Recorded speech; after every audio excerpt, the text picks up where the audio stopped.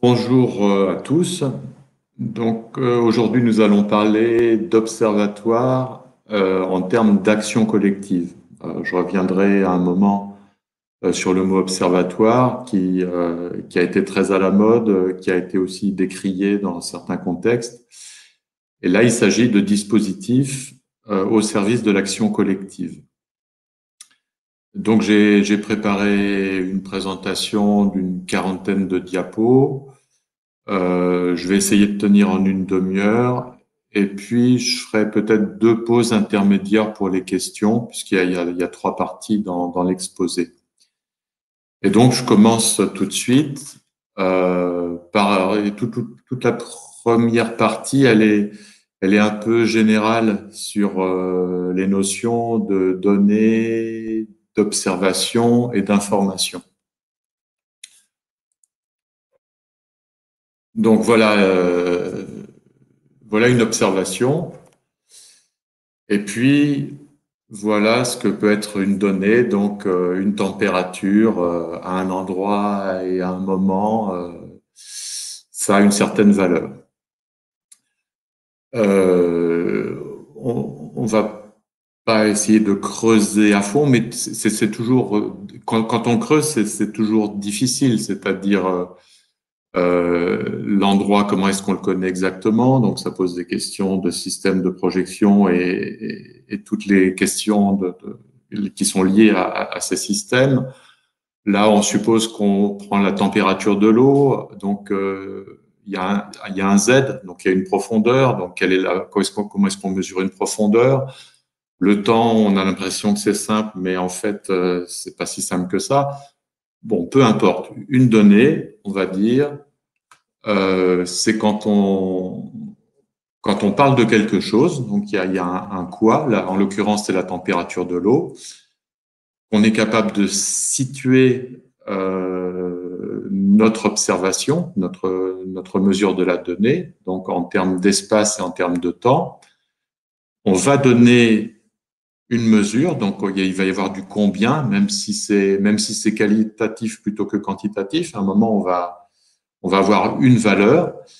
Et puis, c'est toujours intéressant de savoir qui fournit la donnée. Hein. Donc, voilà, cinq composantes.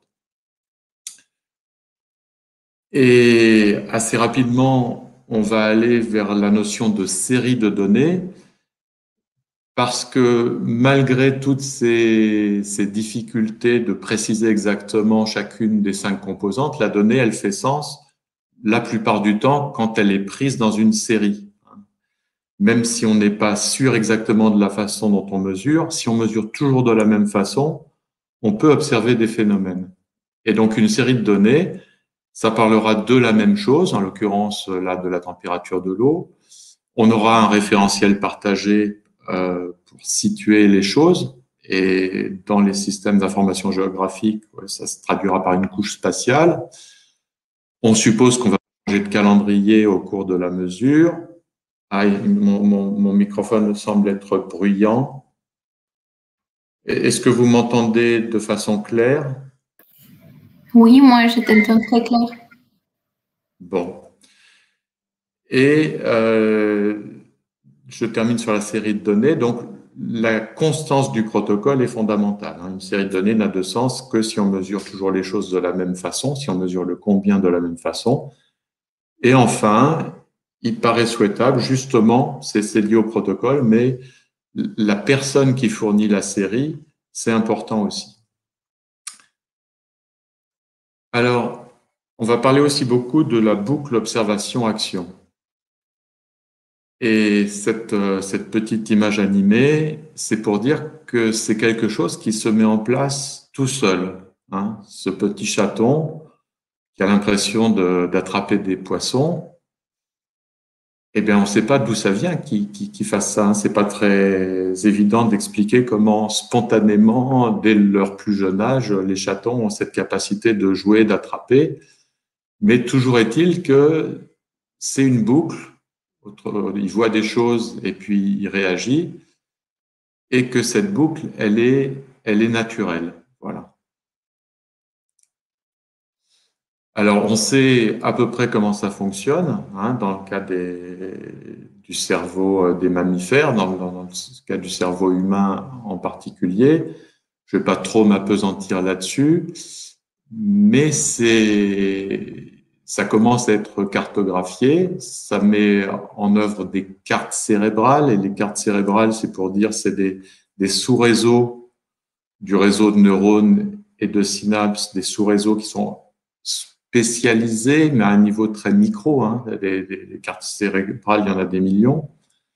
Mais ce qui est intéressant dans ce schéma, c'est que c'est vraiment une boucle, c'est-à-dire que à partir de l'échantillonnage sensoriel, ça monte vers toutes les couches. Ça va se traduire par l'activation du muscle quand le chaton va vouloir attraper.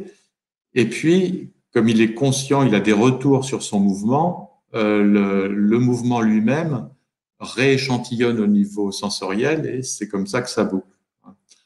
Autrement dit, quand je veux attraper un verre pour boire, c'est pas un programme qui va demander à ma main d'aller à la position X, Y, Z, T. C'est vraiment une boucle où à chaque moment, je sais où j'en suis jusqu'à ce que j'arrive à prendre la tasse ou le verre et puis à la porter à mes lèvres.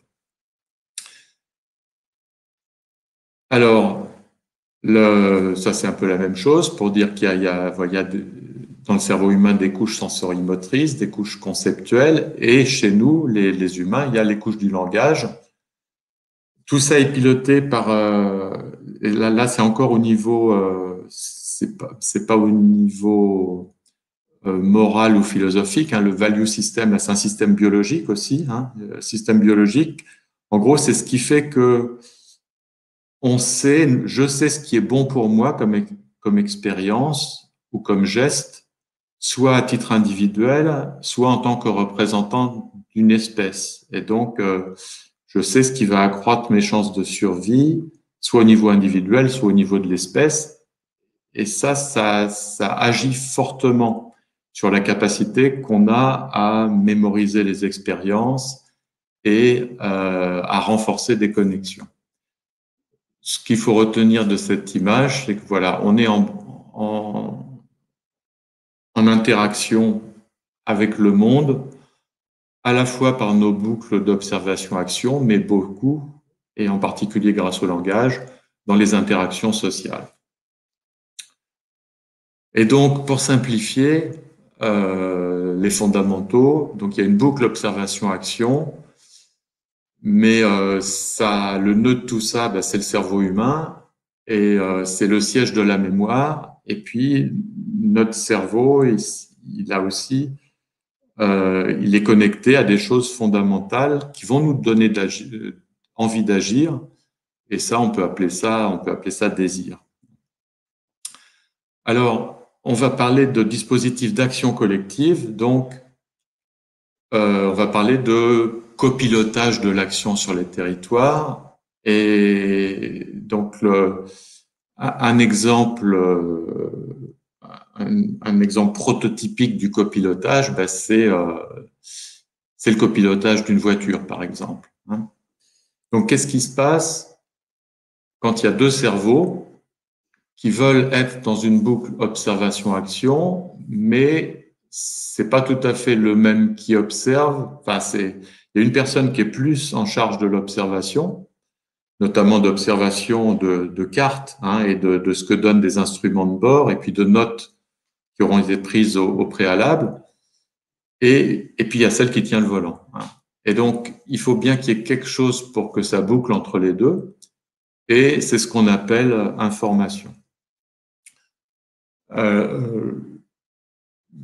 Là, voilà. Hein, donc, l'échange d'informations entre le copilote et le pilote, c'est de donner des instructions au vu d'eux, hein, parce que dans la partie en bas à droite de l'image, il y a des instruments qui donnent des positions.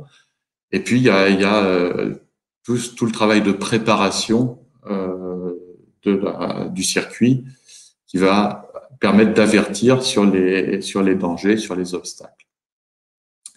Alors, qu'est-ce que c'est que l'information? Alors, on va parler un petit peu de Shannon et Weaver.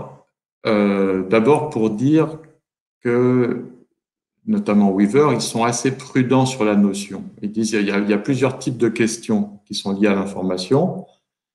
Il y a des questions techniques qui sont liées à la communication de données via des canaux de transmission. Et ça, on va en parler juste après. Il y a les questions du sens et de la véracité de l'information. Et puis, il y a la question qui est celle qui va le plus nous intéresser aujourd'hui, c'est les impacts de l'information sur les comportements humains. Mais déjà, Shannon et Weaver disaient qu'il était peu probable qu'une théorie unitaire puisse embrasser toutes ces questions. C'était en 1949. C'est peut-être encore vrai aujourd'hui. Donc rapidement, ce qu'on a appelé théorie de l'information de façon inappropriée, mais qui était en fait la théorie mathématique de la communication par Shannon, ça parle de la notion d'entropie. Pour pas déborder, je vais pas trop m'appesantir sur cette diapo, mais c'est l'entropie d'un système qui communique de l'information au moyen d'un alphabet. Alors, regardons le petit tableau qui est au centre. La première ligne, c'est un corbeau qui dit toujours la même chose. Donc, son alphabet n'a qu'un symbole. Et dans ce cas-là, l'information délivrée, elle est nulle. Quand on tire une pièce à pile ou face, donc et qu'on suppose qu'on a deux chances égales d'avoir pile ou d'avoir face, l'alphabet a donc deux symboles, pile ou face. Et dans ce cas-là, chaque tirage fournit ce que les auteurs vont appeler une unité d'information. Si on prend deux pièces, il y aura soit pile, pile, face, face, ou la gauche qui est à pile et l'autre face, ou inversement. Donc, il y aura 4 symboles délivrés et ça donnera 2 unités d'information. Et de fil en aiguille, un dispositif dont l'alphabet comporte n symboles équiprobables délivrera une information de log en base 2 de n. Voilà. D'où avec un théorème qui dit que selon la capacité en termes de bits par seconde d'un canal, on aura une possibilité de transmettre de l'information qui est liée à l'entropie calculée en bits par symbole de la source. Bon, je m'appesantis pas trop là-dessus. C'est plutôt pour dire que c'est pas ça qui va nous aider vraiment. Il y a des gens comme Luciano Floridi qui ont beaucoup réfléchi sur ce que c'était que l'information du point de vue philosophique. Il a un article intitulé Les théories philosophiques de l'information. On trouve des choses intéressantes, notamment on va parler de données avant de parler d'information, et que datum au départ c'est une rupture d'uniformité, voilà. Il y a tout un groupe de réflexion pour produire une définition générale de l'information en termes de données et de sens. Et puis cet auteur-là parlait d'information instructionnelle. Et là, c'est celle qui va nous intéresser aussi, c'est-à-dire que c'est pas seulement descriptif, mais c'est que ça va amener des situations, ça va avoir un rôle performatif, et l'information factuelle qui nous intéresse aussi, dont une grande question, c'est est-ce qu'il faut se restreindre aux informations vraies pour écarter les fausses? Et la proposition de cet auteur-là, c'est de parler d'informations, de données dignes de confiance. Effectivement, ce qui est plus raisonnable que de dire que c'est vrai ou faux, à mon avis. Donc, ce qui est important dans cette diapo-là, c'est que on amène la question de la confiance, en fait. Au lieu de rester dans les histoires de vérité, qui sont les histoires que les logiciens aiment beaucoup, avec l'étape de vérité. Quand on est dans la vraie vie, c'est la confiance qui est importante. Alors, un petit clin d'œil à Deleuze, faut pas l'oublier, ça, c'est une des raisons pour lesquelles les observatoires, des fois, ça fait peur, c'est que l'information, c'est lié au contrôle. Donc, Ça, c'est un extrait d'une conférence donnée en 87.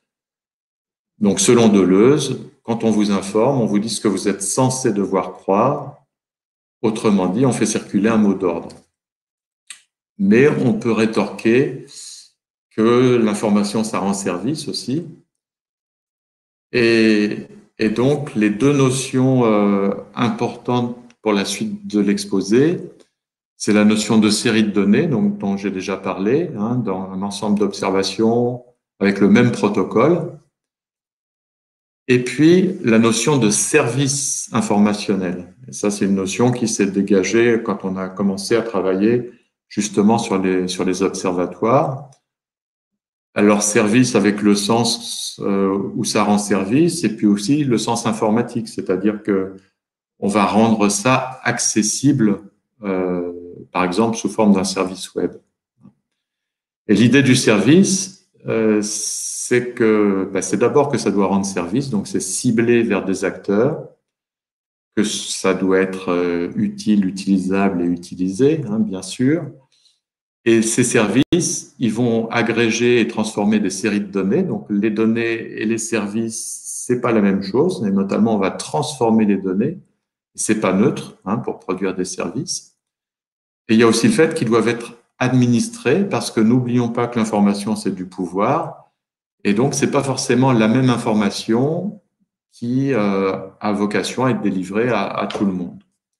Donc, pour rester sur la température de l'eau, on peut imaginer un petit service où, une fois qu'on tape la localité et le mois, on a la courbe de l'évolution de la température de l'eau sur ce mois-ci.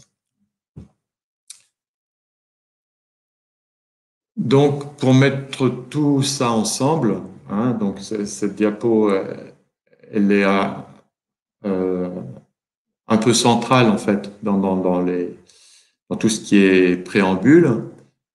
Donc, quand on veut mettre en place des dispositifs multi-acteurs d'information collective, eh bien, on veut entrelacer les boucles observation-action des uns et des autres autour d'un enjeu commun.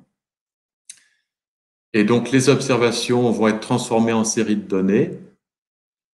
Les séries de données vont participer à une tambouille qui va produire des services informationnels à l'usage spécifique pour chacun des acteurs qui doit agir. Et avec un complément, c'est qu'à partir de séries de données, on peut les faire mouliner par des modèles et qui vont y injecter un certain regard d'experts et qui, à partir de séries de données d'observation, vont produire d'autres séries de données. Donc voilà un petit peu le schéma d'ensemble. Il n'y a pas beaucoup de concepts. Ils ne sont pas définis très rigoureusement, mais il y a eu quand même un effort de préciser les choses. Alors maintenant, les dispositifs multi-acteurs, il y a plusieurs cas. Donc dans ces schémas-là, quand vous voyez le Rubik's Cube, c'est pour dire un jeu d'indicateurs. On va revenir un peu sur cette notion-là. Et donc, quand le patron d'une entreprise, lui, il sait de quelle information il a besoin. Donc, il met en place des indicateurs. Et donc, il met en place un dispositif qui fait que les actions des joyeux travailleurs qui sont à la base vont donner lieu à des observations qui vont nourrir les indicateurs et qui vont se traduire par des ordres de pilotage de l'entreprise. Bon.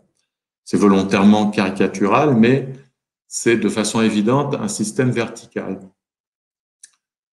Il y a beaucoup d'observatoires du territoire qui restent verticaux aussi, c'est-à-dire où un groupe, alors là, il ne s'agit pas de directeur, mais c'est quand même ceux qui décident de ce qui doivent être observés, donc qui décident d'un jeu d'indicateurs.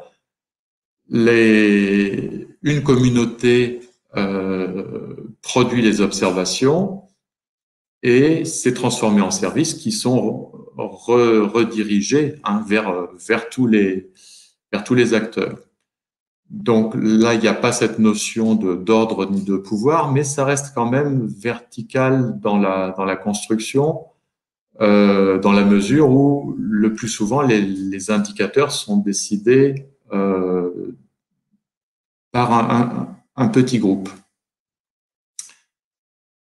Et donc répondent aux motivations de ce petit groupe avant tout. Dans le cas qui nous intéresse, c'est différent. Le point de départ, c'est un territoire avec des acteurs qui sont chacun dans leur propre boucle observation-action. Et la plupart du temps, ils engrangent des données, ils ont déjà leur base de données.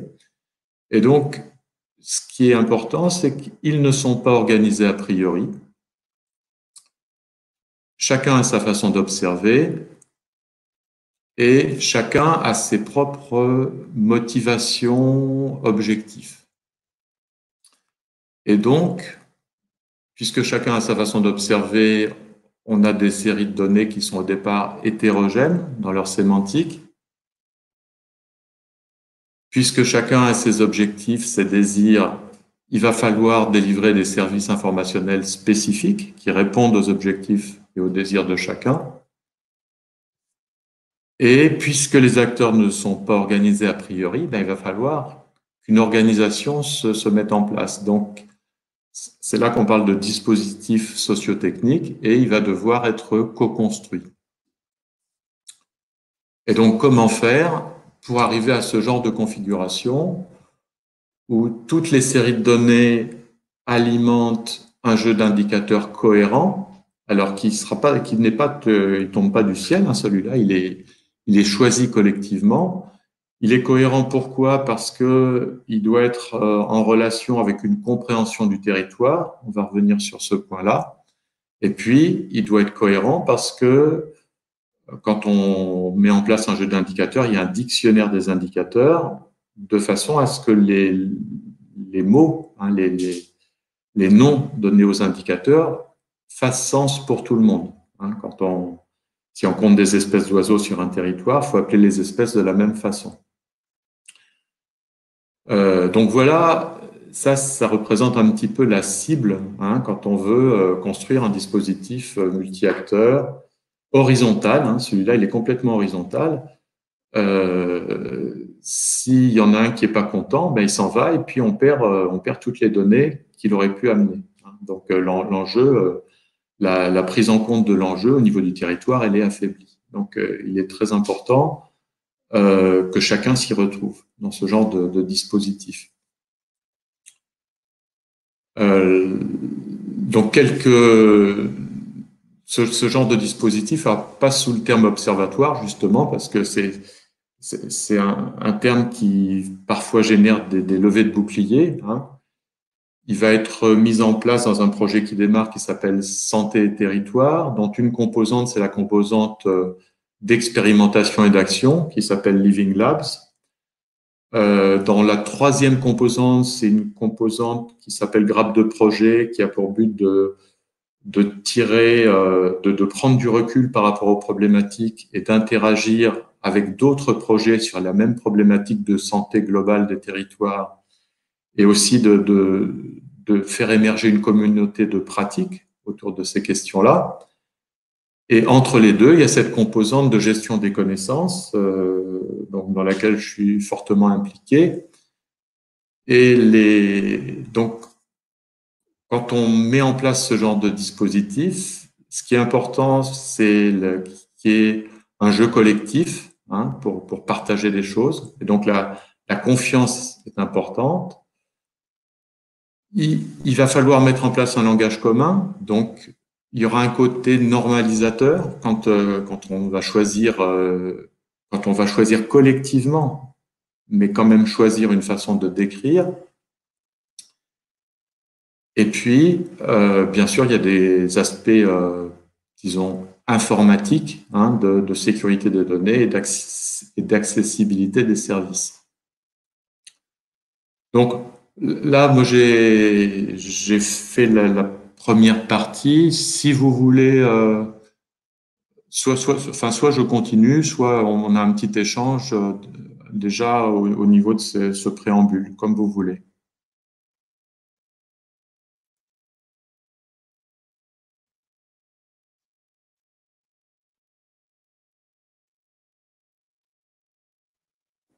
Alors là, on est dans l'observation-action. Moi, je vous vois pas.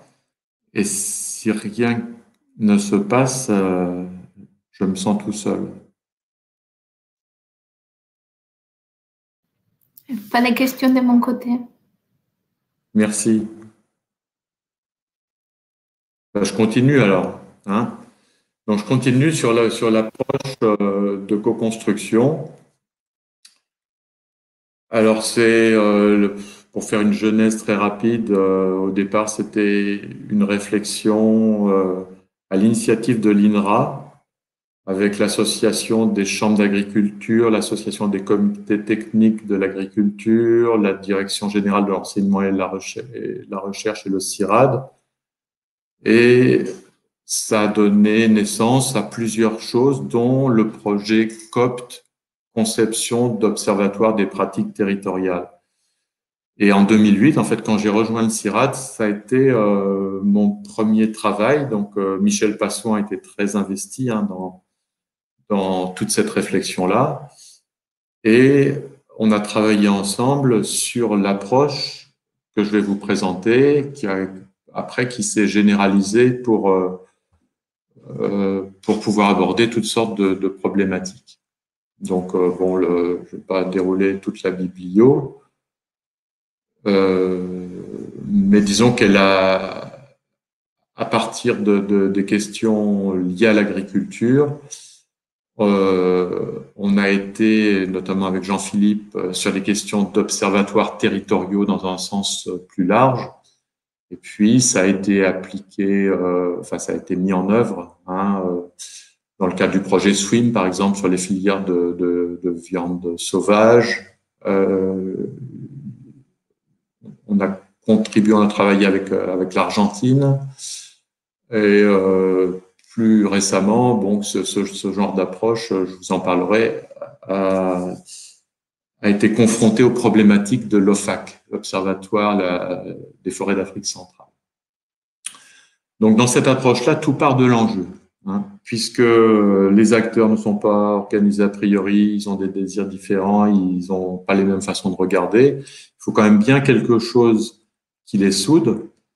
Et ce quelque chose qui va faire communauté, c'est l'enjeu territorial. Donc, c'est une fois qu'on a explicité l'enjeu. Alors, souvent, il faut un diagnostic avant ça. Donc, c'est cette démarche de construction du dispositif d'action collective. La logique veut qu'elle soit précédée d'une démarche de diagnostic participatif du territoire. Et donc, moi, je suppose que ce diagnostic a eu lieu, qu'il y a eu des enjeux qui ont émergé, dont un enjeu prioritaire autour duquel on veut construire un observatoire. Donc, la première phase, comme en toute chose, le début, c'est ce qu'il y a de plus important. Ça va être une phase de confrontation et d'analyse, de confrontation des représentations, d'émergence déjà d'un langage partagé, et puis aussi d'élaboration d'un premier plan d'action, c'est-à-dire face à l'enjeu, face à la compréhension partagée des dynamiques territoriales vis-à-vis de l'enjeu, quelles sont les actions à envisager. Une fois que la réflexion a suffisamment avancé, c'est jamais terminé, ce genre de travail. D'ailleurs, c'est pour ça que la démarche est itérative. Une fois que la réflexion a atteint un certain degré de maturité, on dit d'accord, donc on commence à voir quel genre de modèle de l'observation on veut. Donc là, on va parler de séries de données, on va s'intéresser aux données essentielles par rapport à la problématique, aux variables essentielles, On va s'intéresser aux besoins d'information qu'ont les différents acteurs, donc au service informationnel qu'il va falloir mettre en place. Entre les deux, il y a des indicateurs, bien sûr, hein, c'est-à-dire, qu'est-ce que c'est qu'un indicateur? Ça n'est jamais qu'une abstraction d'une série de données dans un but de décision ou d'action. Et puis, on va mettre au point les règles du jeu aussi. L'information, c'est quand même le pouvoir de décider, le pouvoir d'agir, le pouvoir de comprendre. Et sur les territoires, c'est aussi le pouvoir politique. Et donc, il est très important à ce stade-là, hein, dans la phase 2 de l'approche, de rédiger ensemble un accord pour le partage de l'information, et je reviendrai dessus. Ensuite, il y a la partie, disons, informatique, c'est-à-dire dispositifs sociotechniques, c'est des personnes, des règles de gestion et puis des moyens techniques pour stocker, transformer les données, les transformer en information et puis diffuser l'information. Dans les gros projets aussi, on met en place une bibliothèque de tous les modèles et de tous les outils qui doivent être partagés. Et cette phase-là, auparavant, ça prenait beaucoup de temps dès que le projet avait de l'ampleur, parce qu'on disait, bon, ben maintenant, on va construire le dispositif technique. Et donc, parfois, il fallait passer un appel d'offres, sélectionner un prestataire. Il était question de bases de données avec de la géographie, mais il fallait construire une base de données centrée sur le modèle conceptuel lié à l'enjeu, et puis développer tous les services. Donc, c'était clairement une rupture dans la dynamique du projet. Et donc, c'est pour ça qu'à Tétis, il y a eu un investissement fort dans un outil qui permet au dispositif technique d'exister avant le projet. Autrement dit, GEOPS, donc c'est une coquille vide d'observatoire qui potentiellement peut accueillir n'importe quel dispositif d'action collective. Je vous le présenterai plus en détail tout à l'heure. Une fois que le dispositif technique est en place, eh bien, l'action collective peut démarrer, hein, donc selon le schéma qui avait été présenté tout à l'heure, c'est-à-dire où chaque acteur alimente en série de données un noyau central d'indicateurs d'où vont être tirés les services informationnels pour chaque acteur. Et bien sûr, on boucle, puisque après un petit temps d'action collective, on comprend mieux comment fonctionne le territoire, donc on peut revenir sur la phase 1, hein. On peut affiner l'analyse des dynamiques. On peut décider que d'autres indicateurs sont nécessaires, d'autres services informationnels, etc. Donc, l'idée, c'est de faire cette boucle, mais avec un atout, quand on a GEOPS, hein, c'est que le dispositif technique est constant au fil de l'enrichissement du modèle. Et à chaque moment, il y a évidemment des opportunités de transfert de compétences, que ce soit quand on fait de la modélisation participative, quand on met en place un dictionnaire d'indicateurs ou quand on conçoit des services informationnels, quand on utilise les outils de gestion de l'information, et puis bien sûr, il y a tout l'apprentissage collectif qui se produit quand on est en phase d'action concertée. Et donc voilà l'ensemble de l'approche. Quand on met en place ce genre de dispositif, bien sûr, on est dans un processus. Hein, toute cette approche, ça n'est qu'un processus, et puis en fait, il est assez creux, puisque dans chaque phase, on peut procéder d'une façon ou d'une autre. Hein. L'approche COPS ne dit pas comment on doit analyser les dynamiques territoriales, ne donne pas de secret pour construire des indicateurs. Donc, ce processus, à un moment, il est bon de l'évaluer. Ça, c'est un premier point. Et puis, le deuxième point, c'est qu'il faut se poser la question de sa pérennisation. Souvent, les observatoires sont mis en place dans le cadre de projets qui ont une durée de 3 ans, 4 ans, 5 ans. Et qu'est-ce qui se passe quand le projet s'arrête, hein, quand les financements s'arrêtent?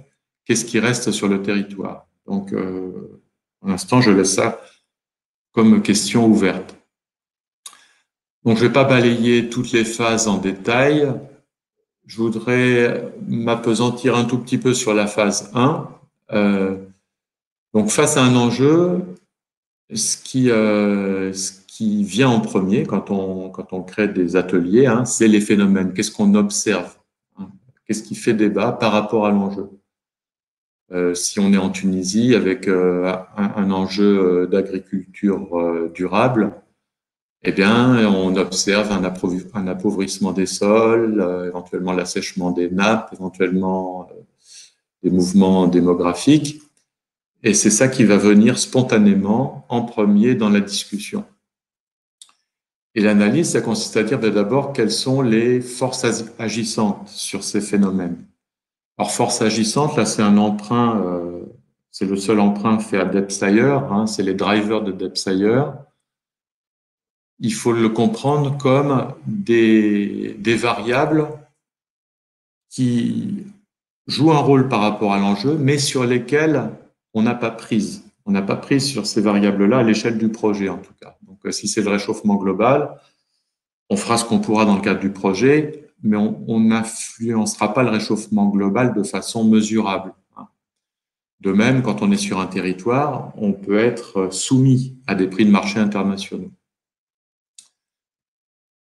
Donc, le premier paquet de variables, c'est les forces agissantes. Le deuxième paquet de variables, ce sont les variables qui décrivent les pratiques et les actions. Et aussi bien les pratiques actuelles que les actions futures, bien sûr, elles auront un impact sur les phénomènes qui nous tracassent. Et puis, le troisième paquet de variables, c'est les variables d'état du territoire, hein, dans toutes ces dimensions, que ce soit les dimensions sociales, économiques, environnementales ou même les dimensions de gouvernance. Et donc, à partir de relations un petit peu floues entre ces trois paquets de variables et les phénomènes, on va essayer de dégager des relations causales entre les trois paquets de variables, c'est-à-dire comment les forces agissantes influencent à la fois les actions et l'état du territoire, et surtout comment on va faire évoluer l'état du territoire par les actions et les pratiques. Donc les trois flèches en trait plein, c'est celles qui nous intéressent dans les modèles. Donc c'est un travail qui avait été fait sur le bassin de Thau, hein, voilà. Alors évidemment, quand toutes ces flèches causales, c'est un gros plat de spaghettis, hein, et il faudra trouver le moyen de le représenter, de l'appréhender. Et là aussi, c'est une question ouverte. Donc, il y a eu un travail fait en Tunisie, hein, dans le cadre du projet Pacte, où petit à petit se dégagent des phénomènes, des forces agissantes, des variables d'état, des variables d'action. Dans un autre cas d'observatoire des pâturages tournants dynamiques, donc là c'est une diapo pour illustrer un petit peu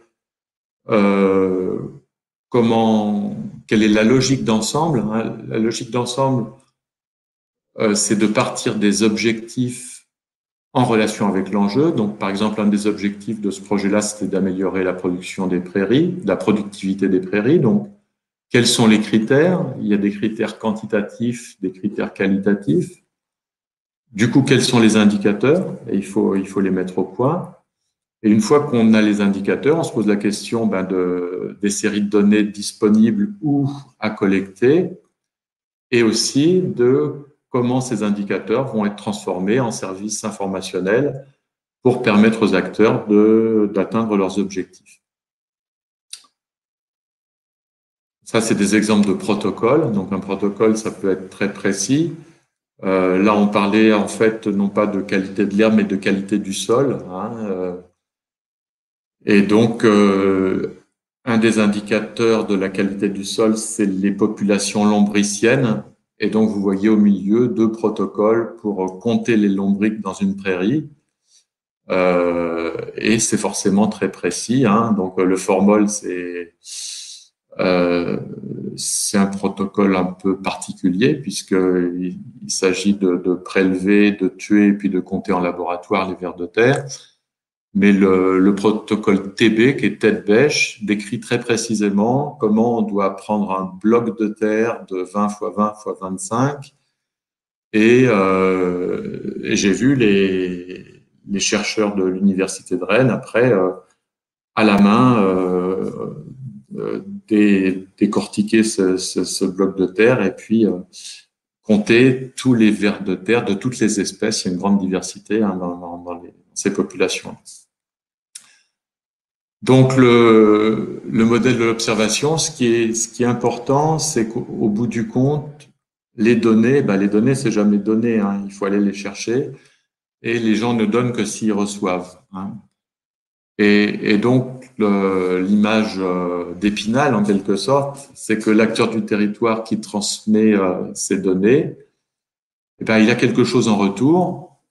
Un premier niveau, c'est de l'information qui l'intéresse, mais surtout, et ça prendra peut-être un peu plus de temps, mais il va voir à moyen terme l'impact du dispositif sur le territoire. C'est ça le véritable but de la manip. Donc, j'ai terminé pour la deuxième partie. Donc là encore, je prends une petite respiration pour savoir s'il y a des questions. Et après, on va parler des outils.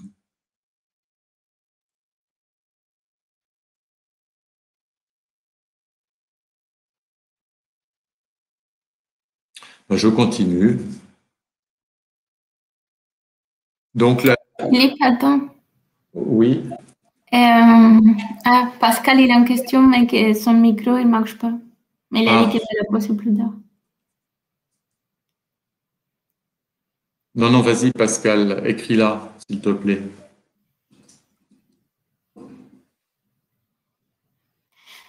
Je profite en attendant qu'il écrit. Tu as dit que ça sera inclus de voir quels sont les impacts des dispositifs sur les territoires. Oui, Francesca, bien sûr, hein, c'est déjà naturellement inclus par toutes les variables d'état, hein. L'état du territoire, comme on l'observe en continu, donc à ce niveau-là, on le voit évoluer, hein. Donc il y a cette première réponse. Mais après, cette question, je sais qu'elle est plus profonde qu'elle n'en a l'air, et je vais dire, pour ce qui est d'impact, il y a des approches spécifiques comme l'approche impresse, mais pas seulement. Et donc, c'est une question totalement à l'ordre du jour, et c'est une des raisons pour lesquelles tu nous as rejoints, et nous en sommes très contents, hein, oui. D'accord, super. Avec plaisir de travailler ensemble alors. Alors, Pascal pose le problème de la masse critique à atteindre en quantité de données, nombre de participants, pour que les utilisateurs y voient une valeur ajoutée. Oui, oui, c'est vrai. C'est à atteindre, donc la quantité de données, quantité, qualité des données, ça va dépendre de la motivation des participants, hein, le plus souvent. Et donc la partie la plus critique, à mon avis, c'est le groupe, c'est les acteurs, les participants qui sont vraiment motivés, qui sont vraiment motivés pour partager. Et là, je fais une petite parenthèse sur le projet Santé et Territoire, parce que c'est un projet donc qui démarre et que j'ai vu naître, en fait, même si c'est Astre et notamment Aurélie Binot qui en ont piloté la construction depuis plus d'1 an. Et aujourd'hui, la communauté, voilà, c'est une centaine de personnes, hein. Il y a eu, pour construire le projet, un gros travail vraiment sur le mode participatif, notamment avec un atelier à Dakar en fin 2019. Et alors, ce que je veux dire, c'est deux choses, c'est que même quand on commence de façon très participative et avec beaucoup de gens, il y a quand même ceux qui rédigent les cartons d'invitation au début. Donc, la première question, c'est qui est-ce qu'on invite autour de l'enjeu, hein, ça, ça se construit pas tout seul. À un moment, il faut bien. Alors, ça peut évoluer, bien sûr. Hein, on peut commencer par inviter des gens et puis eux-mêmes en invitent d'autres. Et voilà. Et puis bien sûr, hein, si on, enfin, le groupe humain qui prend en charge l'enjeu, c'est la clé de tout. Moi, je retiendrai surtout ça de cette observation de Pascal, c'est que la clé, c'est la communauté qui s'empare de l'enjeu. Et là-dessus, c'est une question, hein, il n'y a aucune réponse à donner. Alors, les réponses qu'on peut essayer de donner, c'est d'essayer que aussi bien l'approche que les dispositifs mettent en confiance. Hein, mettent en confiance. Et ça va réagir à la fois sur la quantité et sur la qualité des données qui seront mises en partage. Et donc, ben, je fais la jonction avec la question de la charte. Hein. Les chartes sont là pour mettre en confiance les partenaires. Et là, je suis sur la photo en décembre 2019 avec Labali Touré, que certains connaissent, sur la gauche. Ensuite, Monsieur Amadou Niang, qui est à la SAED, hein, qui s'occupe de tout ce qui est aménagement hydraulique en vue d'activités agricoles essentiellement au Sénégal. Et le commandant Daniel Manga, sur la droite, qui est inspecteur régional des eaux et forêts à Saint-Louis. Saint-Louis, c'est ce que vous voyez comme fond de diapositive. Hein. Je vous avais repéré, il y a le lac de Guiers sur la droite. Et donc, là, on était dans un contexte des Trois Marigots, donc qui est la zone humide que vous voyez, que vous devinez à gauche de la photo. Et dans un contexte conflictuel parce que à la suite de toute une période d'enquête, de entre guillemets analyse d'impact, il y a des travaux qui avaient démarré brutalement l'été 2019 dans cette zone-là des Trois Marigots, qui est une zone humide sensible, et des travaux d'aménagement essentiellement dirigés vers de l'agriculture intensive. Et donc, l'histoire d'observatoire des oiseaux d'eau dans cette zone-là a été considérablement ralentie dans sa dynamique. Et c'est d'ailleurs là que j'ai compris que rien ne se passerait si la SAED et l'IREF n'acceptaient pas de partager de l'information. Et donc, on a mis au point un principe d'accord qui a été, en fait, qui a donné lieu à une charte, hein, co-signée par l'IREF Saint-Louis et la SAED, hein, au niveau de sa direction générale. Donc, ça a pris du temps entre décembre et février, mais en fait, ce temps n'était pas tellement long quand je vois ça avec du recul. Et le principe de cette charte, c'est de dire que les producteurs de données, en l'occurrence l'IREF et la SAED, sont aussi les administrateurs de l'information. Et l'originalité du dispositif, c'est qu'il y avait ce partenaire qui était un tiers, Geomatica, dont le directeur est Labali Touré, qui est un partenaire de confiance, et que c'était lui le banquier, en fait, le banquier des données, et en même temps celui qui fait fructifier en quelque sorte, puisqu'il va transformer ces données en services informationnels de par ses compétences géomatiques. Donc, c'est cette première charte à laquelle j'ai contribué à petite échelle, un petit territoire, les Trois Marigots, mais avec des engagements très clairs sur les droits et les devoirs de chacun, les devoirs de fournir des séries de données nommément listées dans la charte, et puis les droits de piloter, d'administrer les services informationnels produits à partir de ces données. On a eu l'occasion avec Sophie Fortuneau d'aller plus loin dans ce travail de charte, dans un environnement plus complexe qui est l'OFAC, l'Office des forêts d'Afrique centrale, puisqu'il y a 10 pays qui doivent gérer conjointement les forêts du bassin du Congo, et donc fournir des séries de données, donc dans des contextes politiques parfois délicats. Et donc on a consolidé notre modèle de charte, on a approfondi, et notamment on a bien, alors dans le cas de l'OFAC, eh bien ce qui s'appelle Observatoire des forêts d'Afrique centrale, c'est une cellule qui va jouer le rôle de producteur d'informations à partir des données qui sont des données des pays. Et donc, les 3 rôles clés, c'est le rôle de producteur de données, en l'occurrence les pays pour l'Afrique centrale, en l'occurrence l'IREF et la SAED dans le cas qui nous occupait précédemment. Producteur de services informationnels, là c'était Geomatica dans le cadre du Sénégal et CELOFAC dans le cadre des forêts du bassin du Congo. Et administrateur de services informationnels, c'est en l'occurrence potentiellement, essentiellement les producteurs de données. C'est-à-dire c'est les mêmes qui ont les 2 rôles. Et c'est ça qui peut engendrer de la confiance. Alors, quelques définitions semi-formelles. Donc, le producteur de données, il est garant de la qualité et de la validité des séries de données qu'il produit.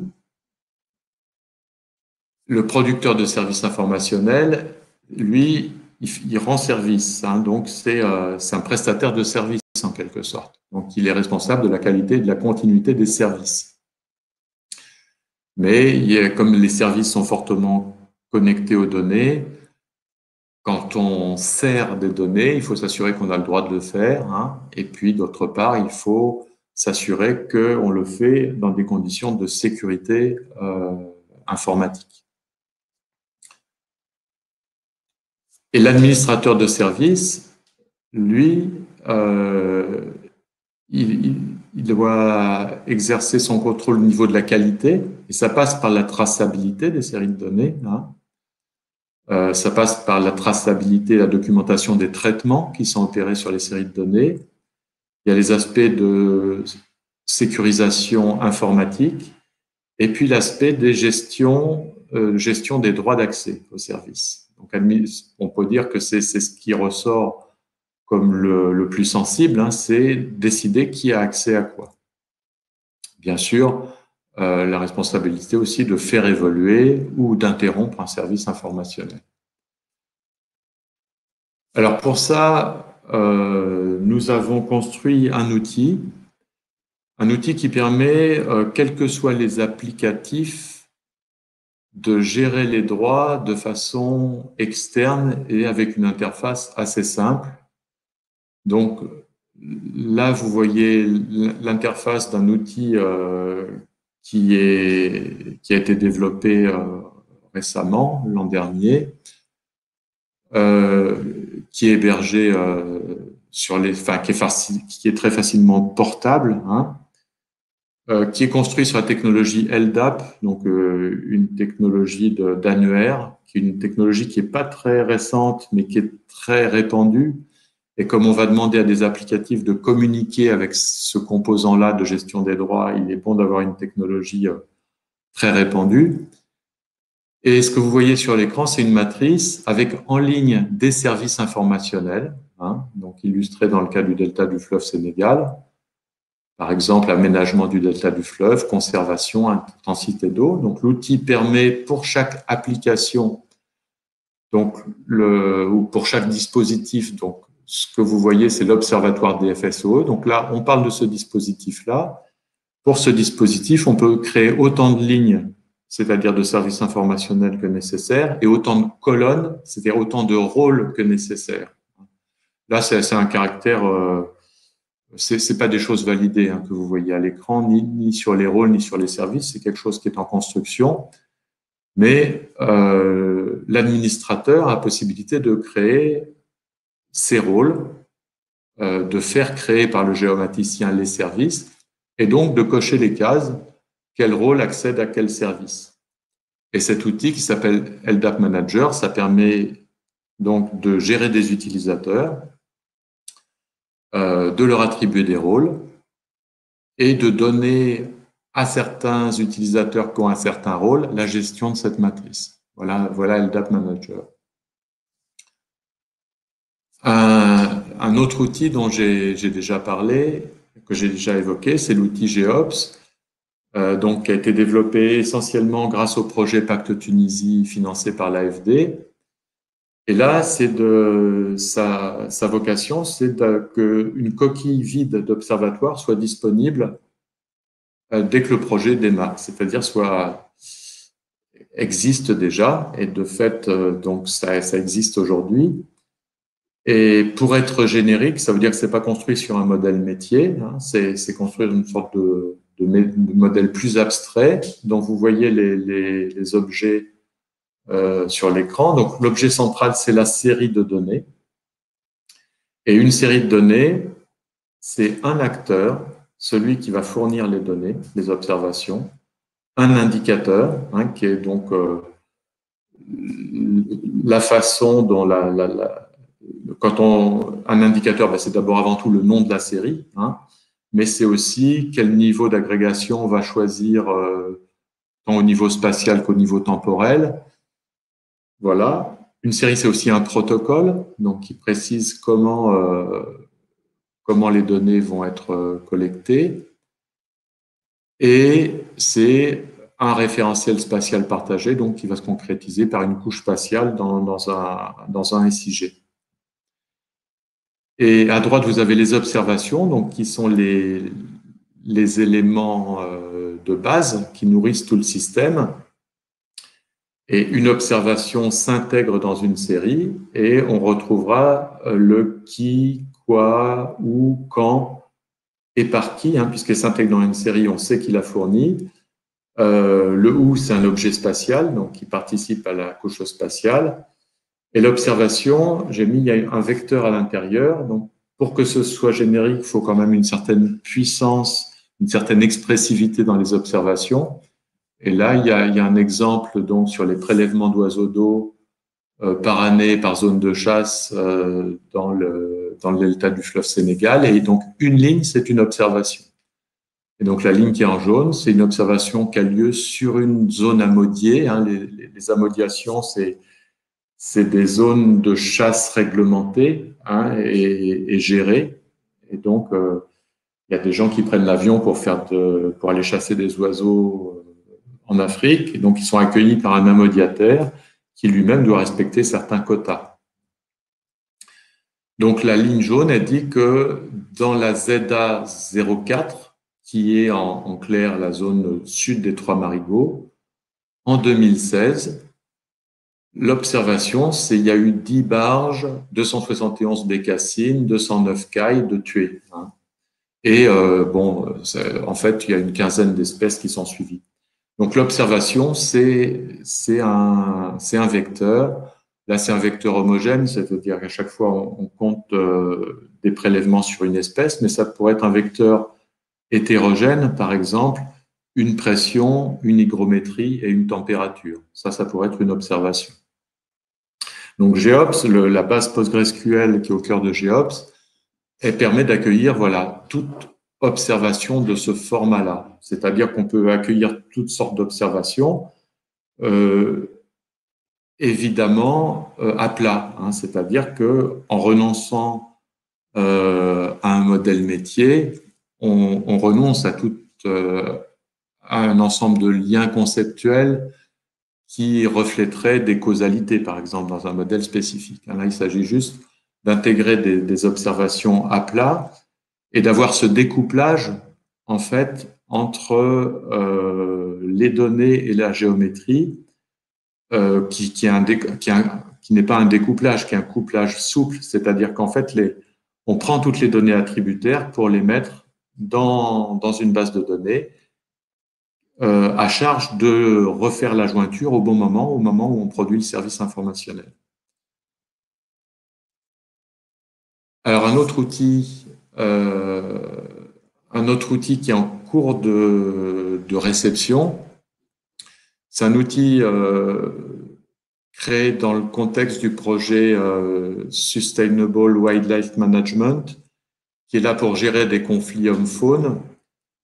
Et c'est un outil qui est aussi générique. Donc là, en l'occurrence, il s'agit, avec une tablette, de pouvoir dire tiens, il y a un lion qui a attaqué ou une hyène qui a attaqué à tel endroit. Hein, donc, on prend l'icône dans le bandeau de gauche, qui est un bandeau rétractable, on la positionne à l'endroit où la hyène a été observée et on documente par un petit texte, mais surtout par une date de début, une date de fin de l'observation qui se trouve automatiquement géolocalisée. Donc, on peut faire ça pour les problèmes, les conflits. On fait ça aussi pour les solutions qu'on met en place, hein, le fusil à piment, la barrière anti-crocodile. Il suffit de prendre et puis de poser sur le territoire. Donc, ça sera peut-être au même endroit, mais à une date un peu postérieure, le temps qu'on choisisse la solution. Et puis, on peut aussi rajouter des éléments de contexte du type quand c'est produit, il faisait jour, il faisait nuit, il y avait un point d'eau, il y avait un enclos à bétail. Donc, on peut compléter la description du territoire par des éléments de contexte. Donc, dans cette application, en gros, il y a 3 bandeaux, ce qui veut dire, en fait, 3 familles d'indicateurs. Pourquoi? Parce que ça, c'est une observation. Donc, c'est une observation qui rentre dans GEOPS en tant que telle. Hein. Donc, dans le vecteur, eh bien, c'est le texte, en fait, qui va être la mesure, en l'occurrence. C'est la partie descriptive, puisque le reste, ça part en date ou en lieu. Hein. Mais l'observation elle-même, c'est la petite histoire qui est racontée. Que hyène, c'est un indicateur, c'est sous-entendu attaque de hyène. C'est cet indicateur-là qui va être suivi sur le territoire. Et ces indicateurs, ils appartiennent potentiellement à 3 familles. Et cette notion de regroupement d'indicateurs, on l'a également intégrée dans GEOPS. En l'occurrence, la famille de gauche, c'est les conflits. La famille du haut, c'est les éléments de contexte. Et la famille de droite, c'est les solutions.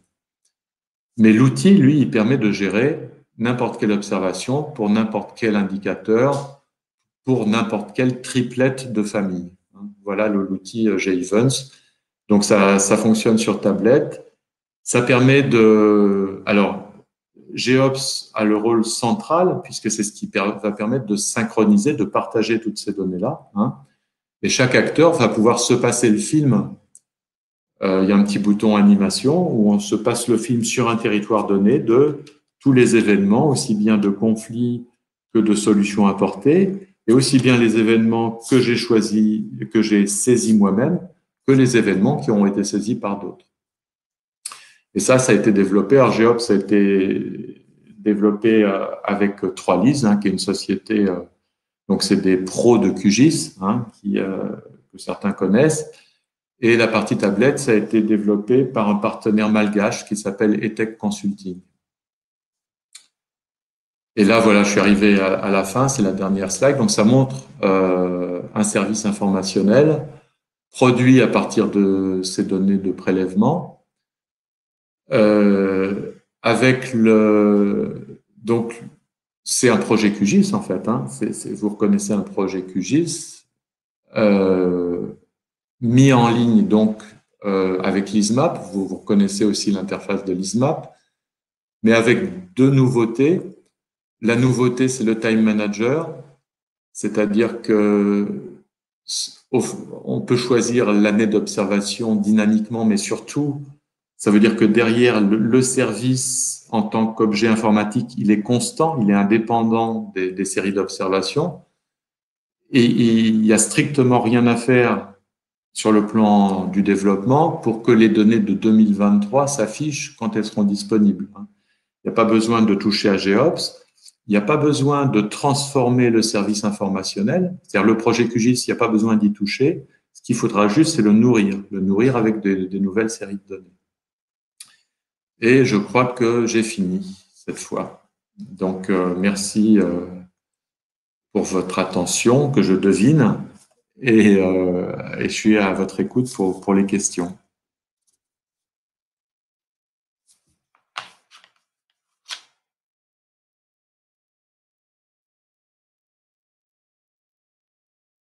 Donc pour l'instant, je laisse mon écran en partage si vous voulez revenir sur une diapo.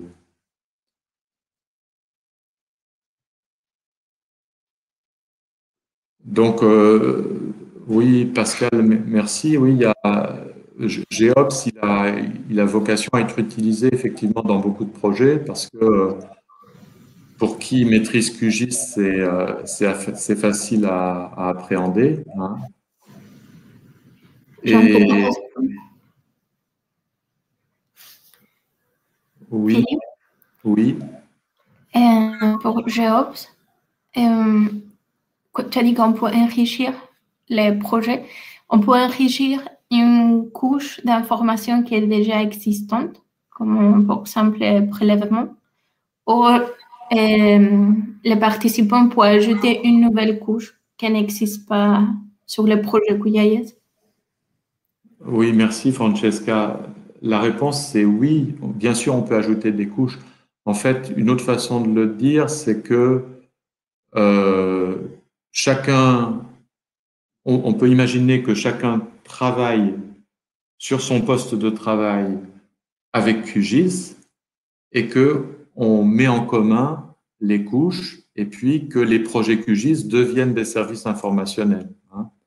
Mais on est l'interopérabilité, elle est déjà assurée par QGIS en fait. Enfin, pas par les sujets en général, hein. Il y a aussi pas forcément QGIS, mais je veux dire l'interopérabilité, elle est assurée par la géomatique, hein, par le monde des outils géomatiques. Il suffit juste à un moment. Alors, il y a plusieurs façons de procéder, mais il faut à un moment faire transiter les couches, voilà, vers le serveur central, hein. Pas forcément, d'ailleurs, on peut imaginer qu'elles soient accessibles via des protocoles, hein, dynamiques, hein, WMS par exemple. Donc là, on bénéficie en fait de toutes les avancées techniques qui existent, on en bénéficie au maximum, hein.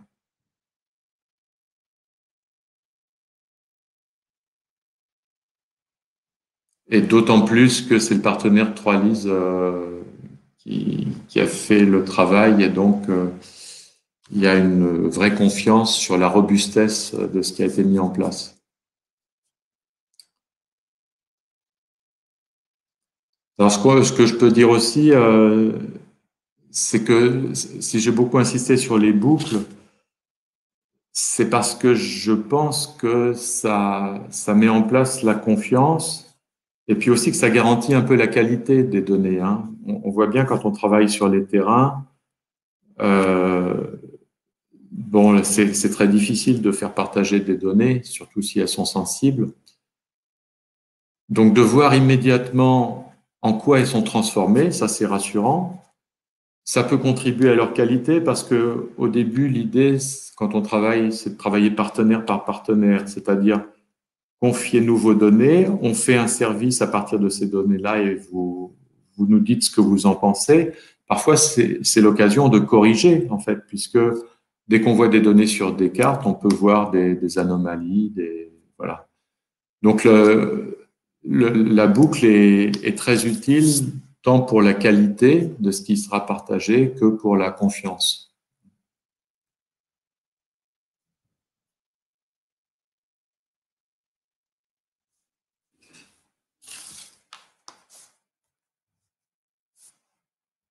Donc, quitte à le remettre, j'arrête le partage, comme ça je vais vous voir un peu mieux et puis vous me verrez.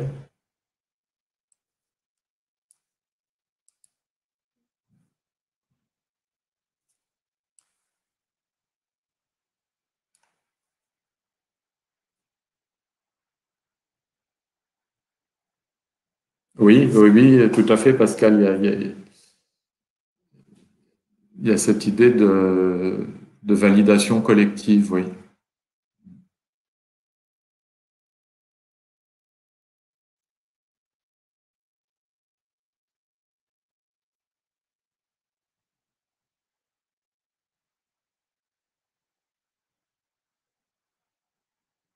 Alors, si je reparle du projet santé et territoire, donc Et c'est pas une originalité, c'est-à-dire que la composante données, information, elle est toujours sensible dans les projets. Moi, c'est vraiment au Sénégal que j'ai compris à quel point c'était même pas la peine de parler de dispositifs s'il n'y avait pas un partage des données. Et là, bon, ce que je vous présente, c'est plein de bonne volonté, mais euh, ça n'évite pas les difficultés dans le projet. On sent bien que dans le cas du projet santé territoire, la SAED il y aura beaucoup de discussions avant le partage des données, vraiment, avant le fait que la SAED nous confie des couches, par exemple, qui sont aujourd'hui hébergées chez eux et donc il serait bien pour le projet qu'elles soient vraiment mises en partage.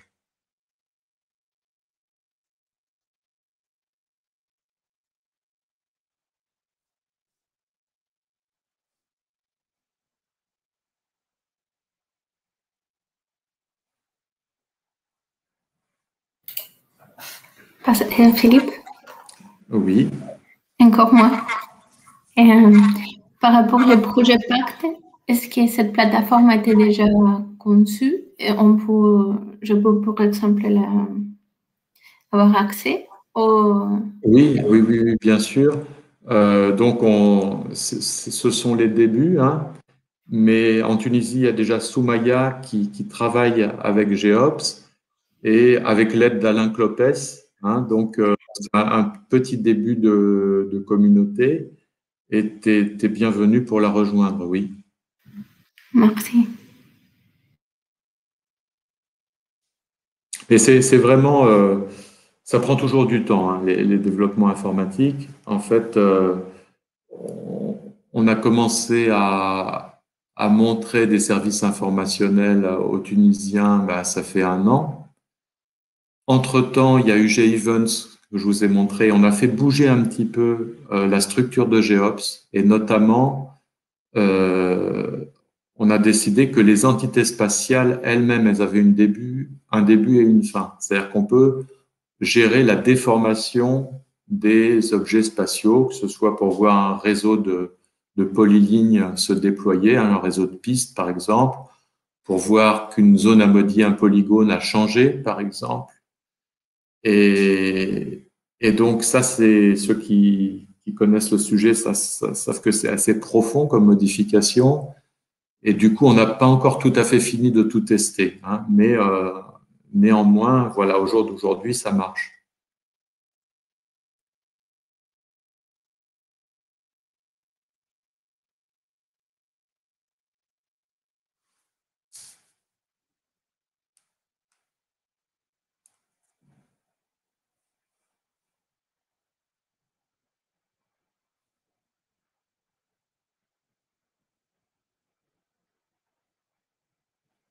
Bon, j'ai l'impression qu'on est dans une période où tout le monde est assez chargé, hein, donc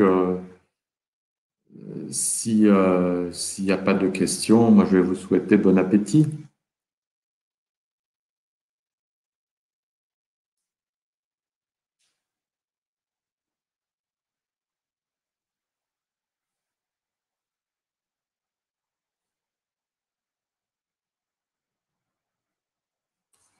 Oui, on peut s'arrêter là. Et ben, merci beaucoup et puis bah, bon après-midi à tous. Tu pourras m'envoyer, Philippe, les slides de ta présentation, s'il te plaît? Oui, je vais les mettre sur un lien et puis t'envoyer ça. Ok, bonne journée, bonne continuation et puis à bientôt. Merci.